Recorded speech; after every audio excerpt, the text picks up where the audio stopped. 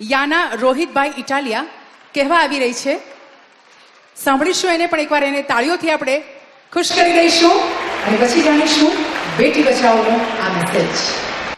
અહીં ઉપસ્થિત મહેમાનો, વડીલો, માનનીય પરેશર, આચાર્યશ્રી, શિક્ષકગણ તથા મારા બાળ મિત્રો, પહેલાં તો હું મારો પરિચય આપું છું કે ગૌરવ કોને ન થાય, પણ જે શેષરૂપી ભારત માતાના કલ્પ પર સુવર્ણરૂપી પુત્ર ગુજરાત રમતો હોય, જેની અસ્ગાતા ચારે દિશા ચારે ખંડમાં ચર્ચાતો હોય, એવો મારો રંગીલો, છેલ છબીલો, હરિયાળો અને રોજગારીથી ધમધમતો મારો સુવર્ણ ગુજરાત, એ ગુજરાત રાજ્યમાં આવેલો મારો ખેડા જિલ્લો, એ ખેડા જિલ્લામાં આવેલો મારું નાનકડું ગામ શ્રીજીપુરા, એ શ્રીજીપુરા ગામમાં ખેતી કરતા એક કિસાન પરિવારમાં જન્મેલી હું દીકરી. પહેલાં તું મારો પરિચય આપું છું. મારું નામ ઇટાલિયાના રોહિતભાઈ. હાલમાં હું સુરતમાં રહું છું અને સંસ્કાર કુંજ જ્ઞાનપીઠ વિદ્યાલય ધોરણ 4માં અભ્યાસ કરું છું. હું આજે આપ સૌને દીકરી બચાવો અને સ્ત્રી ભ્રૂણ હત્યા થતી અટકાવો એ વિશે 2 શબ્દ કહેવા માંગુ છું. મિત્રો, ખરેખર એક સાચી જ અને સમજવા જેવી વાત કહું તો પૃથ્વી પર જીવનનું અવતરણ એ કોઈ સામાન્ય ઘટના નથી. સ્નેહ, પ્રેમ, મમતા, કરુણા જે સ્ત્રીઓમાં પરોટે છે, ત્યારે ઈશ્વર સ્ત્રીને માતાનું પદ આપે છે. ધૈર્ય, શૌર્ય, સાહસ, મહેનત, હિંમત સંપૂર્ણપણે આવે ત્યારે ઈશ્વર પુરુષને પિતાનું પદ આપે છે. પછી પરમાત્માને કંઈ હર્યું ભર્યું વધારે આપવાનું મન થાય ત્યારે એ દીકરી ઘડે છે. દીકરી એટલે શું? મા બાપના હૃદયની લાગણીઓને વાચા આપતું એક નવું નજરાણું એટલે દીકરી. સ્નેહના સ્મિતથી છલકાતું ગાગરનું સાગર એટલે દીકરી. ઘરના સંસ્કારોનું ઘડતર એટલે દીકરી. આંસુઓના બુનમાં ટપકતું મોતી એટલે દીકરી. ખરેખર કુદરતની અદ્ભુત સૃષ્ટિમાં વિધાતાએ દીકરી કેવી રીતે ઘડી? બ્રહ્માંડનું સર્જન કરનાર એ ભગવાને દીકરાનું સર્જન કરવા માટે જેટલો સમય લીધો તેના કરતાં વધારે સવાયો સમય દીકરીના સર્જન કરવા માટે લીધો. પોતાના બનાવેલ બ્રહ્માંડમાં એ દીકરીના સર્જન માટે ભગવાને ખુદ ભિક્ષુક બની 2 હાથ લાંબા કરી અને નદી પાસેથી નિર્મળતા માંગી, સાગર પાસેથી ગંભીરતા માંગી, ફૂલો પાસેથી કરમ માંગી, પર્વત પાસેથી અડચલતા માંગી, ધરતી પાસેથી સહનશીલતા માંગી, મેઘરાજા પાસેથી ઝરમર વર્ષા માંગી. આ કુદરતનું અનમોલ સૌંદર્ય જ્યારે ભેગું થયું ત્યારે અનંત ગુણોના કુબેર સ્વરૂપે એક દીકરીનો જન્મ થયો.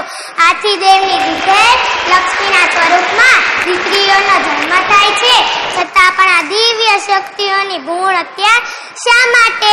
માતા એટલે સ્વાર્થ વગરનું જાણું, પિતા એટલે પ્રેમનું જાણું, પણ દીકરી એટલે હાલનો દરિયો.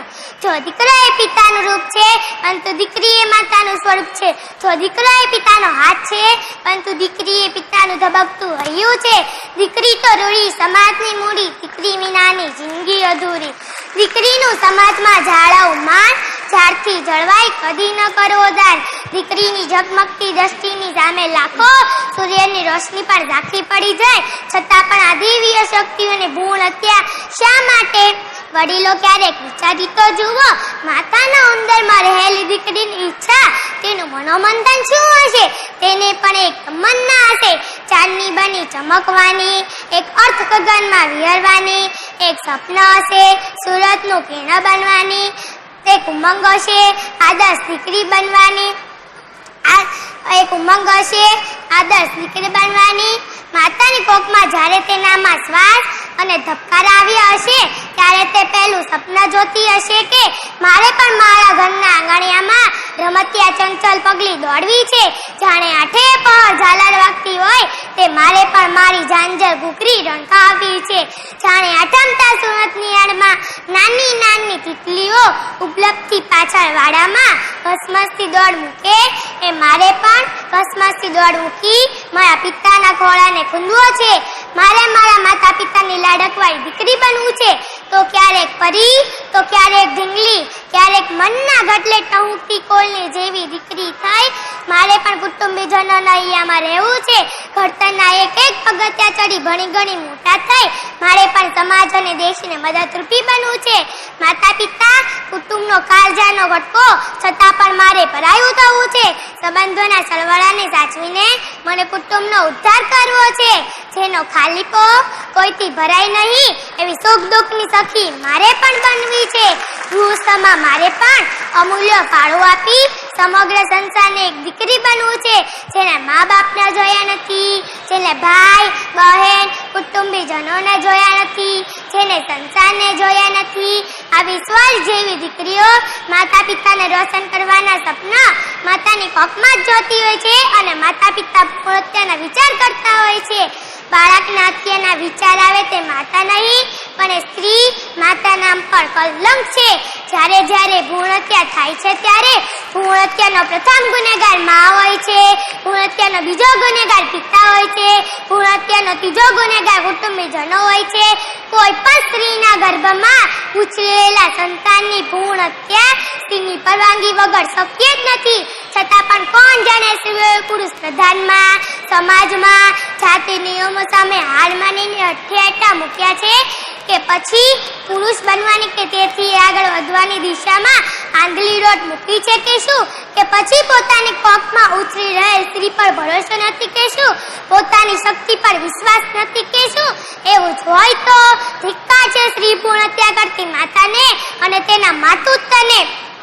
કારણ કે હું માનું છું કે આજ સુધી એક સ્ત્રીની મંજૂરી કે ઈચ્છા વગર કોઈ પણ ડોક્ટર કે પુરુષની હિંમત છે કે તેની કોકને હાથ લગાવી શકે. ઘણા મા બાપના આધાર જે દીકરા નહીં પણ દીકરી છે, ઘણા પરિવારના આધાર આજે દીકરી છે. દીકરી એટલે દાદા દાદી, માતા પિતા, ભાઈ બહેન કુટુંબીજનોને સ્નેહના સંબંધથી બાંધે એ જ દીકરી.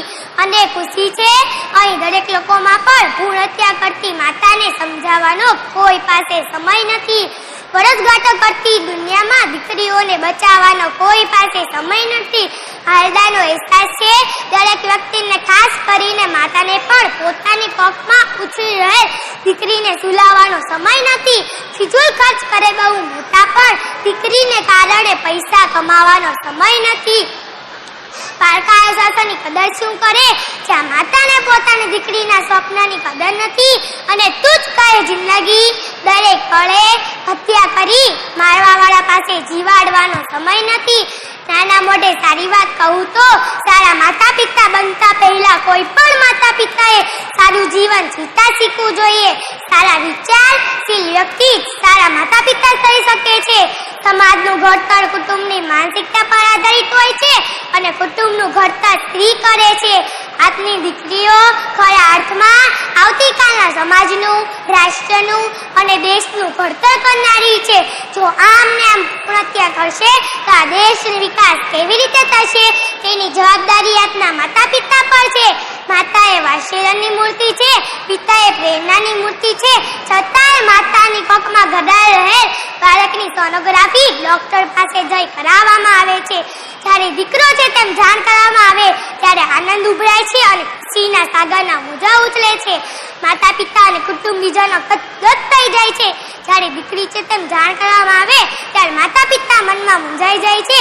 પછી તે દીકરીને માતાની કોખમાં મારી નાખવામાં આવે છે. તો શું કે દીકરીના દુનિયામાં જન્મ લેવાનો અધિકાર નથી? મારા વાલા વડીલો, દીકરી માટે શબ્દ એવો શોધો કે સહિતા નીકળે, કૂવો એવો ખોદો કે સરિતા નીકળે. જનક જેવા બાપ આજે પણ હળ લઈને ખેડે તો દીકરીના પેટાળમાંથી આજે પણ બધી સીતા નીકળે. અહીં મહાભારત વાવો તો ગીતા નીકળે. આ દેશ શહીદો અને શૂરવીરોનો દેશ છે. અહીં શહીદો અને શૂરવીરોને જન્મ આપનારી માતા દીકરી જતીને મારી નાની બુદ્ધિથી આજની યુવા દીકરીઓ માટે એક સંદેશ છે.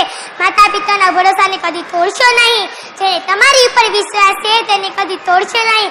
માતા પિતાના ઘરમાં, સમાજમાં, કુટુંબમાં નીચું જોવું પડે એવું કાર્ય કદી કરશો નહીં.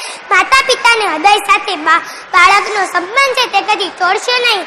મારા વાલા વડીલો, છેલ્લે હું આટલું જ કહીશ કે દીકરી એ સાપનો ભારો નહીં, દીકરી એ સાપનો ભારો નહીં પણ તુલસીનો ક્યારે છે.